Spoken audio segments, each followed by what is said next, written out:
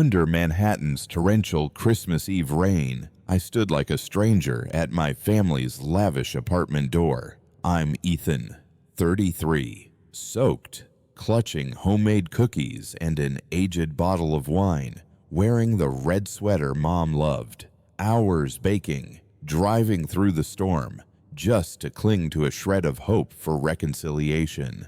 Mom died 4 years ago and everything fractured. My sister Sarah turned her back. Aunt Margaret always sneered at me for daring to live differently. But it's Christmas, right? A night to set aside grudges.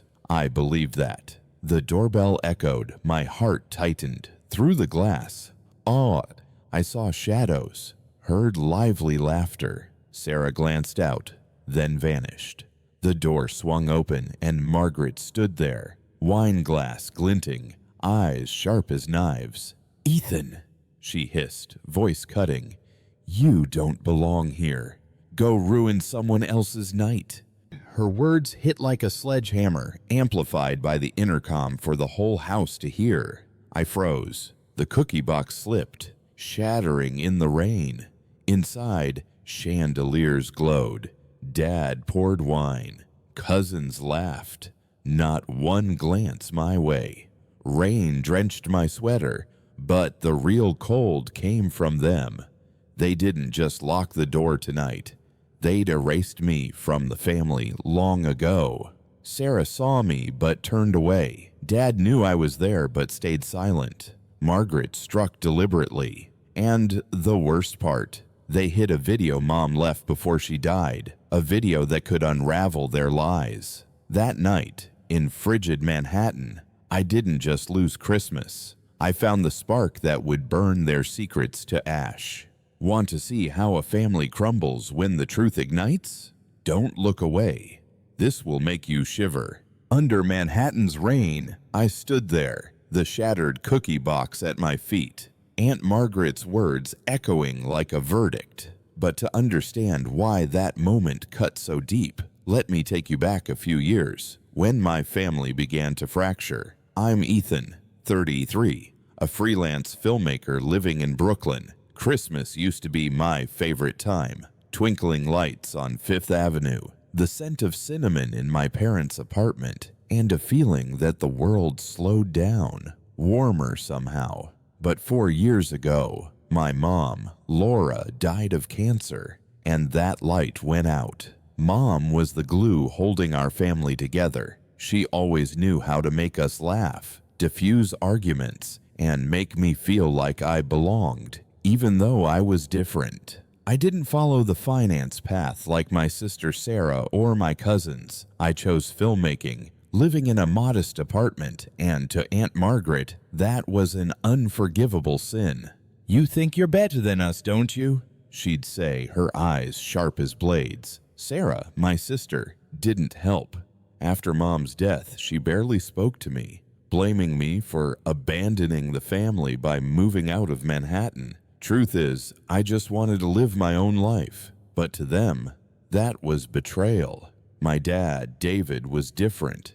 He was quieter, but I knew he grieved Mom deeply. He let Margaret take over, planning family gatherings, deciding who was invited, who wasn't. I felt the distance growing, but I kept trying. I called Sarah on Mom's birthday, sent gifts for her newborn, never getting a thank you. I visited Dad when he fell ill, but Margaret always blocked me, saying, "Your dad doesn't need more drama." Each time I told myself, maybe next time will be different. Tonight, I prepared carefully.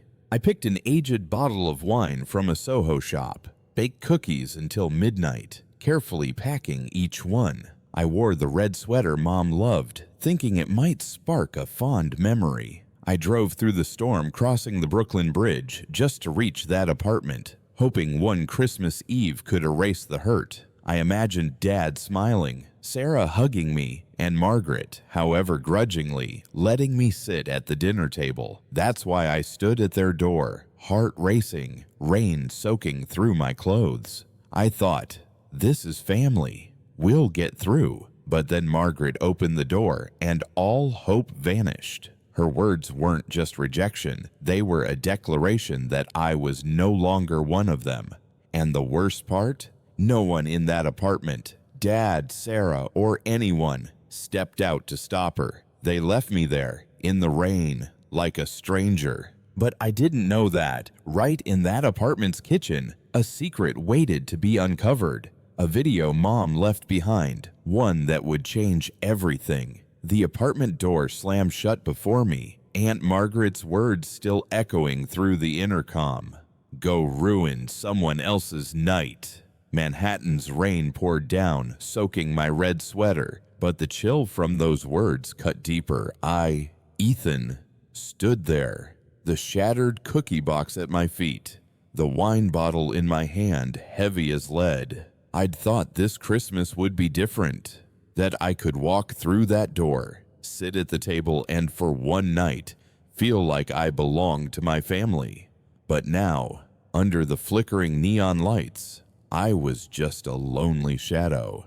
I looked through the glass one last time. Inside, chandeliers glowed, the dining table draped in white silk, laden with familiar dishes, honey-glazed ham, mashed potatoes, and the pumpkin pie Mom used to make. My dad, David, stood at the head, pouring wine, a faint smile on his lips. Sarah, my sister, was telling a story, her hands waving, making the whole room laugh. Cousins, aunts, uncles, all there, wrapped in a false warmth. I saw Sarah glance out the window, her eyes meeting mine for a second before turning away, like I was a passing breeze. No one stood up. No one opened the door. They knew I was here, but they chose to leave me in the rain. Margaret's words weren't just a remark. They were a verdict, broadcast through the intercom for the whole house to hear, so no one could claim ignorance. I wanted to knock again, to shout that I'd driven through a storm, baked cookies until midnight, worn the sweater Mom loved just to make them happy. But I stood frozen, rain streaming down my face, mixing with the ache in my chest. It wasn't anger, not yet grief, but an emptiness, like I'd been erased from my family's story. I turned away, walking off, the broken cookie box left on the sidewalk. Each step was heavy, but I didn't run, didn't cry. I climbed into my car, hands gripping the wheel, watching the apartment's lights fade in the rearview mirror. I muttered, "Got it," but I didn't fully understand. In that apartment's kitchen, a video Mom left behind was hidden, a secret Margaret and Sarah didn't want me to touch. That night, I thought I'd lost everything, but that brutal rejection opened the door to the truth, a truth that would force my family to face themselves. I sat in my car, Manhattan's rain roaring outside, the Brooklyn Bridge's lights flickering through the windshield, the shattered cookie box and wine bottle rolled in the back seat, remnants of the hope I'd brought to that apartment. I, Ethan, 33, had just been erased from my family's Christmas. Aunt Margaret's words, "Go ruin someone else's night," clawed at my mind, sharp as a blade, but I didn't cry. I didn't slam my fists on the wheel or scream. I just gripped the steering wheel, knuckles white, and muttered to myself, "Got it." Those two words weren't surrender. They were a declaration. I understood they didn't want me, and this time I wouldn't beg. My phone buzzed relentlessly in my pocket, the screen lighting up with names. Sarah, Dad, then Margaret. One after another, calls and texts, as if they suddenly remembered I existed. I glanced, 7 calls from Sarah, 3 from Dad, and 1 text from Margaret, curt. "Don't make a scene."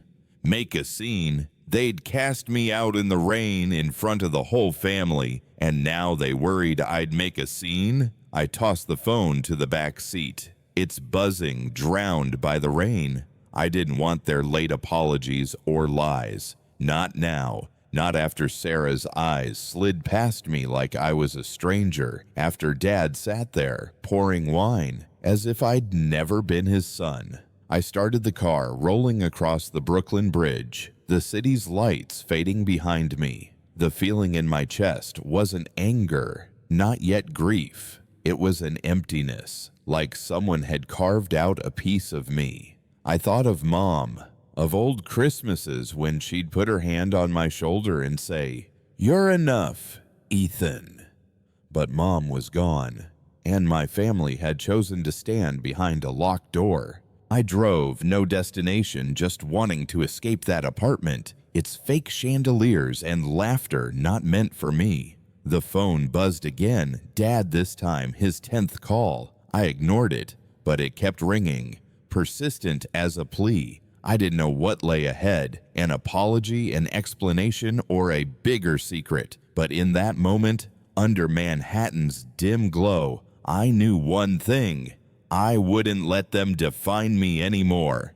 And as I drove into the dark, I had no idea that in just a few minutes, Dad would come after me, carrying a buried truth, a video from Mom that would burn their lies to the ground. I drove across the Brooklyn Bridge, Manhattan's rain lashing the windshield, the city's lights blurring like a melting painting. In the car, there was only the hum of the engine and my heavy breathing.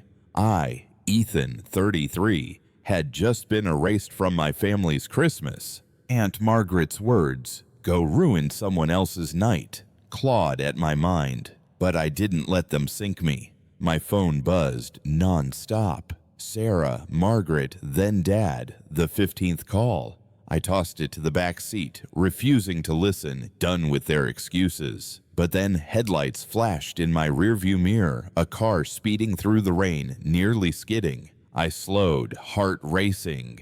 The car pulled alongside, and my dad, David, stepped out, coat unzipped, hair plastered wet to his forehead. He pounded on my window, voice hoarse. "Ethan, get out, please." I stared at him, the man who'd been the center of every Christmas, carving turkey, raising toasts, now standing in the rain, small and desperate.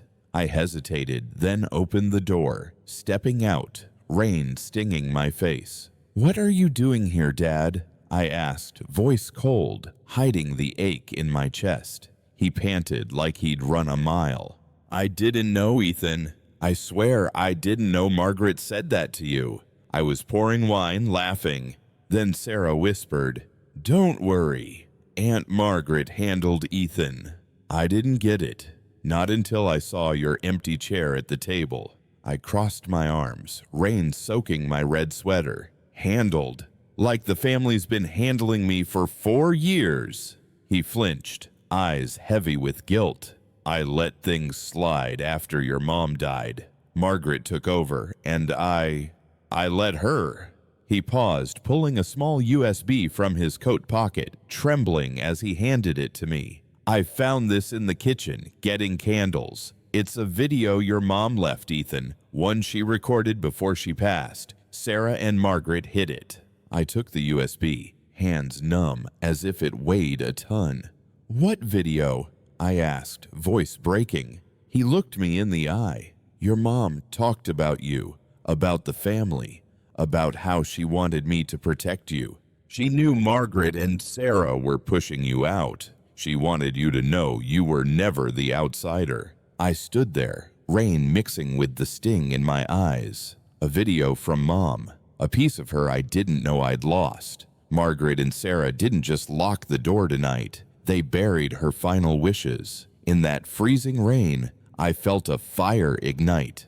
This truth wouldn't stay buried another second. I stood in the Manhattan apartment's living room, rain howling outside the windows, but the chill inside cut sharper. I, Ethan, 33, gripped the USB holding Mom's video hidden by Aunt Margaret and my sister Sarah for 4 years.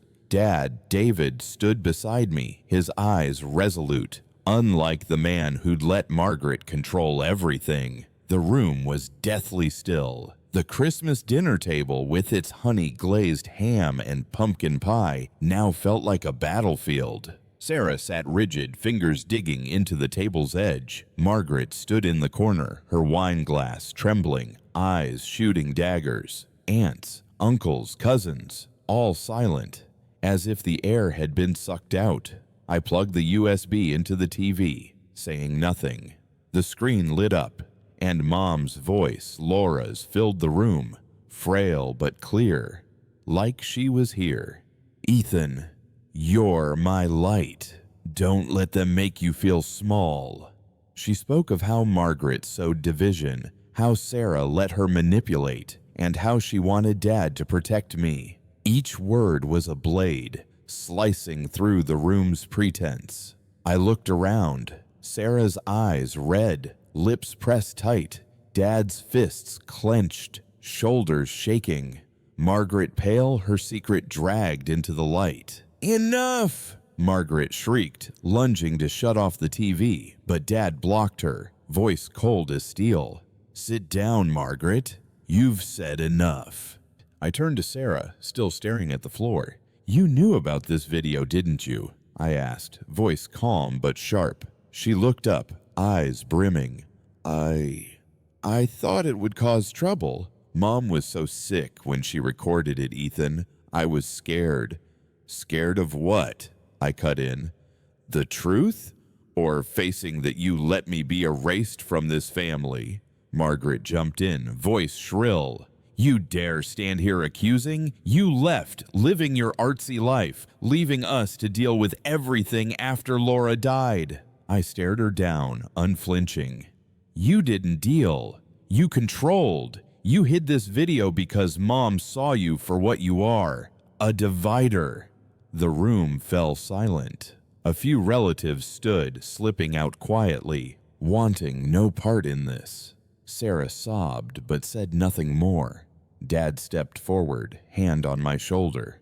"I let this go too far," he said, voice low. "Margaret, you manipulated us, and I let you." "No more." I let the video play to the end, Mom's voice closing with, "Ethan, you deserve to be loved." I pulled the USB out, giving the room one last look. This wasn't reconciliation. This was the truth burning away their lies. But I knew this fight wasn't over. A bigger confrontation still loomed. I stood in the Manhattan apartment's living room, the chandelier's glow failing to pierce the icy tension. My mom's voice, Laura's, had just played from the video, leaving an undeniable truth. Margaret and Sarah hid her final wishes, trying to erase me from the family. I, Ethan, 33, gripped the USB, its weight burning like coal. Every eye was on me. Sarah, eyes red, frozen in place. Margaret, lips pursed, her wine glass set down. My dad, David, beside me, his gaze resolute. But I wasn't seeking their approval. I didn't need apologies or pleas. I'd seen enough. I stepped to the dining table where the honey-glazed ham and pumpkin pie sat cold and placed the USB beside an untouched gravy boat. "This is the truth," I said, voice calm but hard as steel. "Mom made it clear. I'm not the outsider. You tried to bury her, to bury me, but no more." Sarah opened her mouth, about to speak, but I raised a hand to stop her. "Don't, Sarah. You had 4 years to talk, but you chose silence. So did this whole family." I looked around. Aunts and uncles staring at the floor, cousins avoiding my gaze. No one dared meet my eyes. Margaret scoffed, trying to reclaim control. "You think that video changes anything? You're still the one who walked away, Ethan." I gave a faint smile, not out of joy, but because I saw her desperation. "You're wrong, Margaret. This video changes everything. It gives me Mom, and it strips your control." I turned to Dad, who stood tall, nodding slightly, as if ready. Dad stepped forward, raising his wine glass. "To my son," he said, voice ringing through the room. "The only one here who dared drag the truth into the light, who honored Laura's wishes." No one joined the toast. No claps, just stifling silence. I didn't wait for more. I turned, walked to the door. Manhattan's rain howling outside. My red sweater was soaked, but I held my head high. I didn't run, didn't look back. The door closed behind me, a soft but final thud, like the end of a chapter. Out on the street, I stood under the neon lights, rain stinging my face. I no longer felt empty. A fire burned in my chest.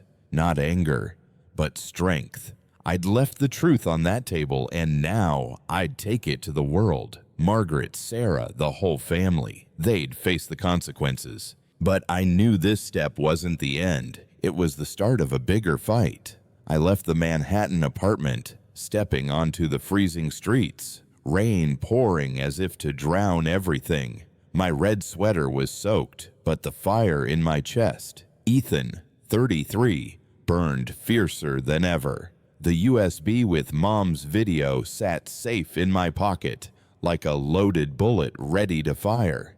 Aunt Margaret's words, "You're still the one who walked away," and Sarah's averted gaze no longer shook me. They'd tried to bury the truth, to bury me. But tonight, I'd make the world hear Mom's voice. I drove back to my small Brooklyn apartment, where the faint yellow glow of a desk lamp was my only welcome. I sat down, opened my laptop, hands still trembling with adrenaline. Mom's video, her frail but resolute voice speaking of me, of Margaret, of what she wanted for our family, uploaded to YouTube. I wrote a short post, no fluff, just the truth. How Margaret manipulated, how Sarah stayed silent, how my family left me in the rain. I titled it, "The Truth My Mom Left Behind." Then I sent the link to everyone at that dinner table. Dad, Sarah, Margaret, cousins, aunts, uncles. Not for revenge, but to show them I was no longer a shadow they could ignore.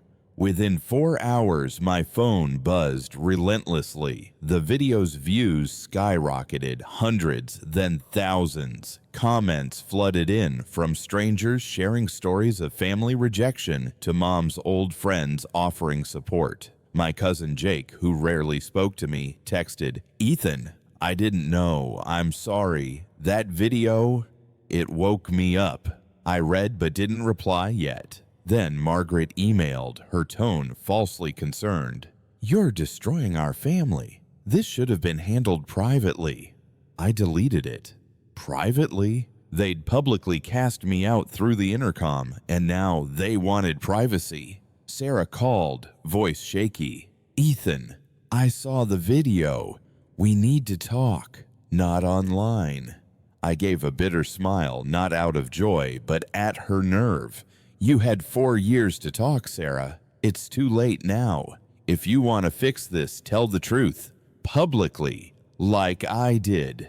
She went silent, then hung up. I wasn't surprised, but what I didn't expect was the video's power. Mom's friend Clara messaged, "Your mom worried Margaret would hurt you. She asked me to stay close to you, but Margaret said you wanted distance. I believed her. I'm sorry."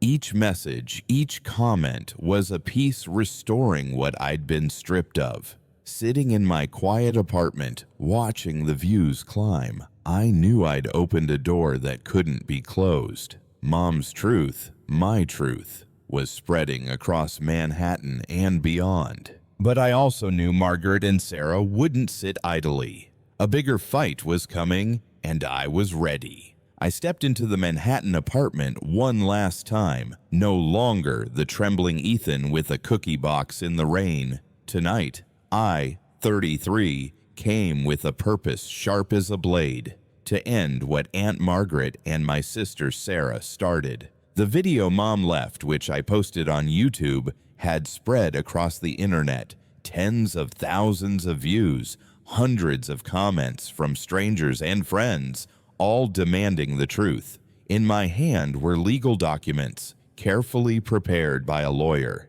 My dad, David, walked beside me, his eyes free of the hesitation that defined him for years. The apartment was still lavish, chandeliers, silver dining set, but the air was heavy like before a storm. Margaret stood in the living room, clutching a wine glass, lips pressed tight, as if swallowing her rage. Sarah sat on a chair, eyes red, hands wringing. The aunts, uncles, and cousins were gone. Only 3 close relatives left, silent spectators to a drama nearing its close. I didn't waste words. "Margaret, Sarah," I said, voice like steel. "You hid Mom's video, manipulated this family, and tried to erase me from her legacy. I've contacted a lawyer. Your actions, hiding her wishes, tampering with private correspondence, are indefensible. I'm suing, and I'll win." Margaret laughed, but it trembled, no longer confident. "Suing? Who do you think you are, Ethan? One video changes nothing. You're nothing to this family." I stepped forward, placing the documents on the table beside the crystal vase Mom loved. "That video changed everything. It showed the world what Mom wanted, and she didn't want you in control. I have proof. Texts, emails, statements from Mom's friends about how you tried to isolate me. My lawyer says it's enough to remove you from all family decisions, including the will." Sarah shot up, voice breaking. "Ethan, please, we can talk. This doesn't have to go to court." I looked straight at her. "You had 4 years to talk, Sarah. You chose Margaret's side. Let Mom be buried. Now face the consequences." Margaret lunged forward, jabbing a finger at me. "You dare threaten me? I held this family together after Laura died." Dad, silent until now, stepped in, voice cold as stone. "No, Margaret. You tore it apart. You hid the video, convinced me Ethan didn't care. I let you manipulate us too long." He turned to me, eyes alight. "I've revised the will, Ethan. Margaret and Sarah have no claim to your mom's legacy. You honored her, and you'll preserve it." Margaret froze, her wine glass slipping, shattering on the carpet. Sarah sank back, covering her face, speechless. The room was deathly still, only the rain's howl outside breaking the silence. I looked at them one last time. "You tried to erase me, but Mom gave me a voice, and I'll use it." I turned, walked out, leaving the apartment and their crumbling lies behind. I stepped out of the Manhattan apartment, onto the streets. The rain now stopped, leaving puddles shimmering under neon lights. I, Ethan, 33, was no longer the trembling man with a broken cookie box outside their door. The video Mom left, which I posted on YouTube, had gone beyond anything I imagined. Hundreds of thousands of views, thousands of comments, from Brooklyn to cities I'd never heard of. Each comment, each message, was a piece restoring what Margaret and Sarah tried to steal. I was no longer alone. In my small Brooklyn apartment, the dim yellow glow of a desk lamp lit my laptop as I read messages from strangers. A woman from Queens wrote, "My family turned their backs when I chose to live authentically. Your mom's video gave me courage." An older man messaged, "Your mom reminds me of my wife. Thank you for sharing." Then Clara, Mom's old friend, called, voice choked. "Laura asked me to look after you, but Margaret said you wanted distance. I believed her. I'm sorry, Ethan." Each word felt like an embrace, pulling me from the cold of that Christmas Eve. I decided to do something bigger.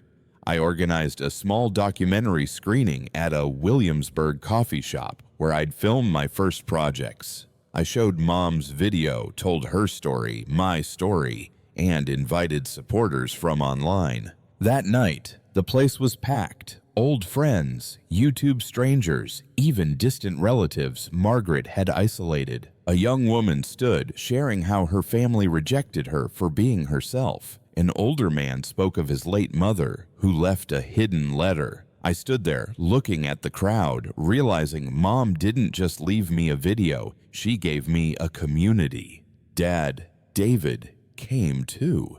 He sat in the corner, quiet. But when I finished, he hugged me, the tightest embrace since Mom died. "Your mom would be proud," he said, eyes red. I nodded. No words needed. Mom's video did what she wanted. It connected the wounded, gave them a voice. I looked around, seeing strangers' faces that felt familiar, and for the first time in years, I felt I belonged somewhere. But I knew this story wasn't over. The truth had spread far, and I had to keep it alive. I stood with my dad, David, on a Central Park bench, snow falling lightly, dusting bare branches with a thin white coat. Manhattan, with its skyscrapers and honking cars, felt distant, leaving us in a quiet moment. I, Ethan, 33, was no longer the man erased from that Christmas apartment. Mom's video, which spread across the internet, didn't just expose Margaret and Sarah's lies. It brought Dad and me closer, rekindling pieces of Mom, Laura, I thought were lost forever. We sat there, our breaths forming small clouds in the cold air. Dad spoke of Mom, how she'd sneak extra cinnamon into his coffee, how she laughed loud at my silly childhood films. Your mom always knew you were special, he said, voice low, eyes distant. She wanted you to live true, even if the family tried to make you small. I nodded, hand tightening around the USB in my pocket. Mom's final relic, now my guiding flame. These past weeks, Dad and I met every weekend, no Margaret or Sarah interfering. We were rebuilding what 4 years of pain had torn down. But what I've learned, what I want to share, isn't just my family's story. Watching the snow fall, I realized true family isn't just blood or those at the dinner table. They're the ones who stand by you when the truth comes out, who honor the real you. Mom taught me that, not just through her video, but through how she lived, always loving, always fighting for what's right. Margaret and Sarah chose lies, but I chose Mom's light, and you can choose too. I looked out at the park where kids threw snowballs, couples held hands. I thought of the thousands who watched the video, shared their own stories. Have you ever fought for truth in your family? I wanted to ask. Ever felt locked out but found a way through? Tell me in comments, online, or to your own loved ones. Don't let anyone make you small.